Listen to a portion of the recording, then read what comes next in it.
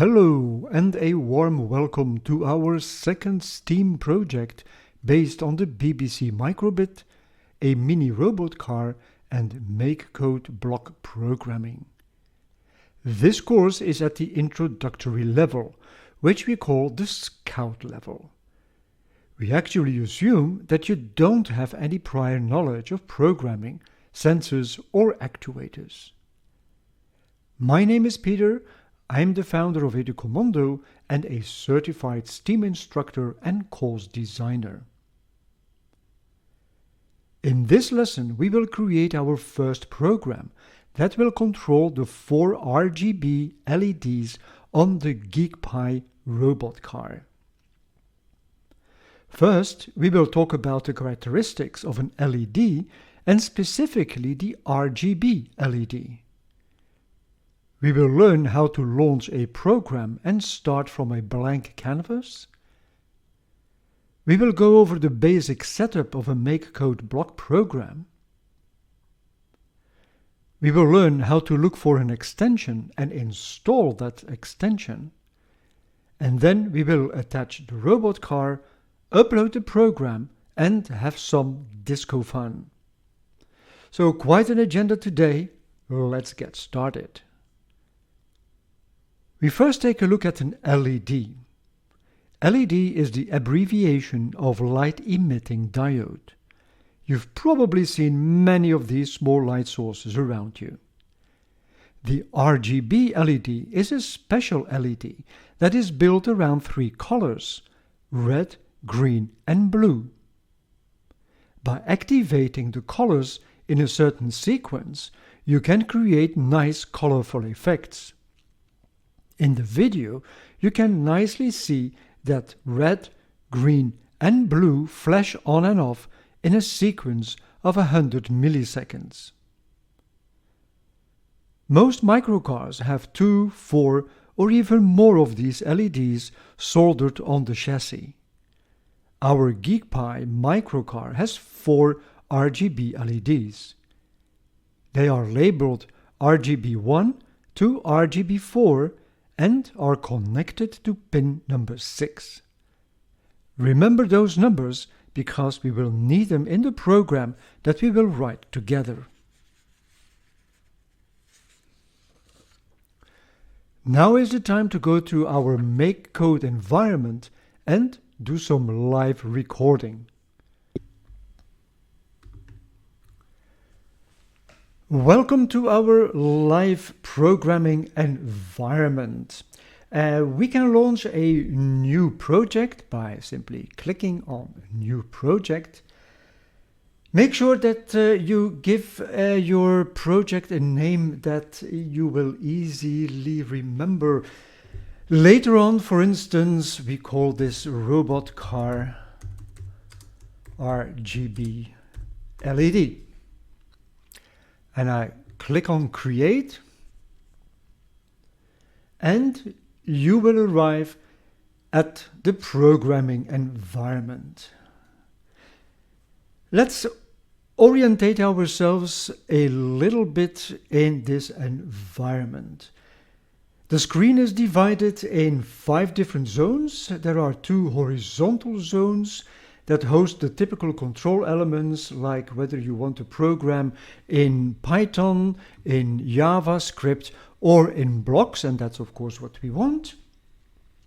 There is a home button, there is a share button, there is even a help function, and also here in the settings, it's important here to note that if you want to delete your project, this is where you need to do that. And then, of course, there is the profile that you have created and also where you can completely sign out of the program. The lower horizontal zone hosts control elements for your program, like the download button to send it to the microbit. There is the save button, there is a return or an undo button, and there is also a zoom button to zoom in and out. The latter is quite interesting because once you start writing more complex programs, it enables you to keep track of the complete canvas. In the middle, you have 3 zones. The left zone shows a virtual BBC microbit where you will be able to see your code running. In the middle, there is the zone with the function blocks. And last but not least, this is the area where you are going to create your programs by dragging and dropping blocks from the middle zone onto the canvas. In every new program, 2 blocks are added by default. It is the onStart and the forever block. OnStart is the block where you will set up code that will only run once, like setting up the pins that you will use. The forever block is the block where the program runs continuously. Before we start dragging and dropping blocks, let's take a look at the middle zone with all of the functions. We will learn about most of these colorful blocks in the coming projects. For now, we want the 4 RGB LEDs of the robot car to light up like a disco ball.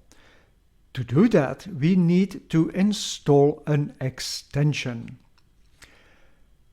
Click on Extensions, and that directs you to the full collection of extensions. Now you may ask yourself, great, but what are extensions? Well, these are small programs and they offer a way to add extra functionality to the Make Code editor. In the search box, type NeoPixel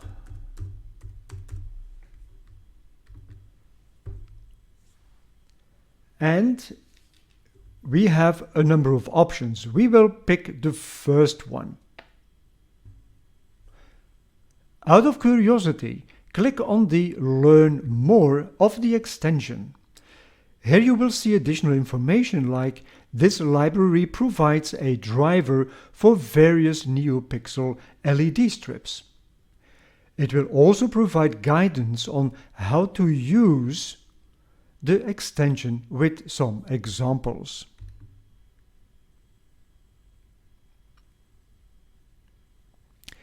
Important to note is that this is approved content, which means that it is safe to use on the microbit, and I strongly recommend to only use the approved libraries. So let's install the library, or let's install the extension by just clicking on it. And the download is pretty fast. And here it is. The extension has been added to the list. Clicking on it will provide you all the possible functions appearing on the right side.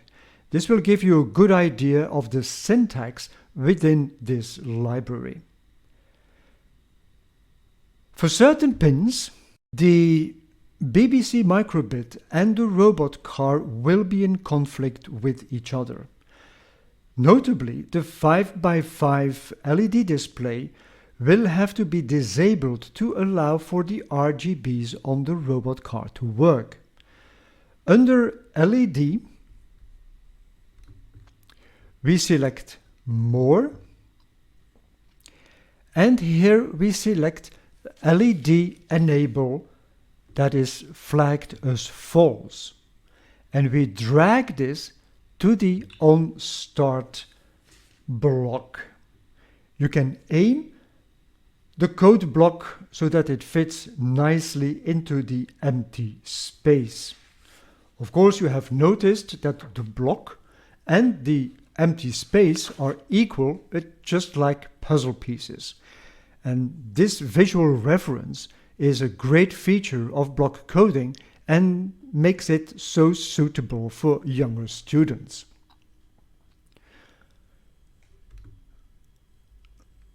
we keep it like this. It has to be kept to false in order to disable the BBC microbit 5x5 display.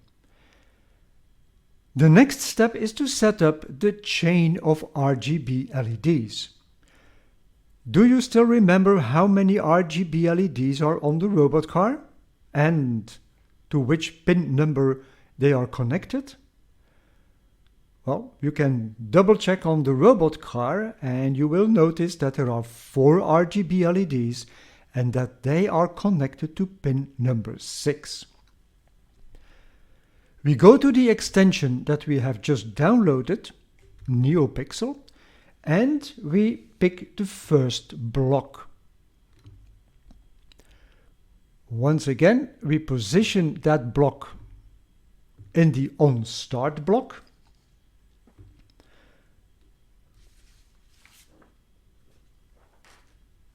And we need to make some changes, because we know that the NeoPixel is not connected at pin P0 but at P6. We don't have 24 LEDs, we only have 4 LEDs, and yes, it is an RGB format. In this part, we need to do one more thing. We need to tell the setup that we want to display the whole array of colors on the RGB LEDs. We go back to our NeoPixel, and this time we select Strip Show Rainbow from 1 to 360. And as you can see, it clicks nicely into the area where it belongs. That's it for our setup. Now is the moment to go to the forever block. We call this a loop because the program will loop through the commands forever and ever. As you have seen, I moved the forever block a little bit to a lower position so that I can keep at all time a good and clean overview on the program. The first thing we need to do is to decide what we want to do. We want to have the RGB LEDs change color one at a time to create that disco vibe. In the NeoPixel extension, we select Strip, Rotate Pixel by 1. And as I hover over this option, you see that an explanation appears. It guides me that I will need to call another function, namely Strip Show, which is located a few positions above. So I need to remember that I need to add Strip Show when I have added the Rotate Pixel by 1. Rotate Pixel by 1, and then NeoPixel Strip Show, just like that. We're almost there. Because microcontrollers like the BBC microbit are pretty fast, we need to introduce a delay at this part of the code. Using a delay is simply necessary to ensure that our brain has sufficient time to see the changes in the RGB LED colors. We go back to the Basics module and select Pause in milliseconds. Here it is. A millisecond is 1/1000th of a second, so pretty short. We select 100, which means that we will have a break of 100 milliseconds or 1/10th of a second, and we drag and drop it where it belongs, underneath Strip Show.